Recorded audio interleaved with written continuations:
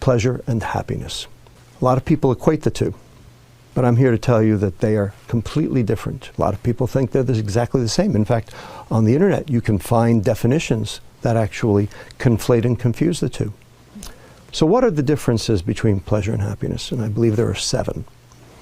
Pleasure is short-lived, happiness is long-lived. Pleasure is visceral, happiness is ethereal. Pleasure is taking, happiness is giving.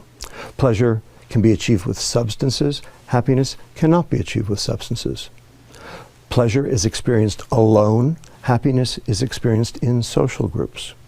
The extremes of pleasure all lead to addiction, whether they be substances or behaviors.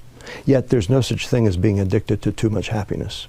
And finally, number 7, most important, pleasure is dopamine and happiness is serotonin. Now, these are 2 biochemicals, these are 2 neurotransmitters, these are 2 chemicals that the brain makes and uses to communicate between one neuron, brain cell, and another. Now, why do we care? So what? And neurons, when they're excited too much, too frequently, tend to die. So the neuron has a defense mechanism against that. What it does is it reduces the number of receptors that are available to be stimulated in an attempt to try to mitigate the damage. Now, there's one thing that downregulates serotonin: dopamine. So the more pleasure you seek, the more unhappy you get.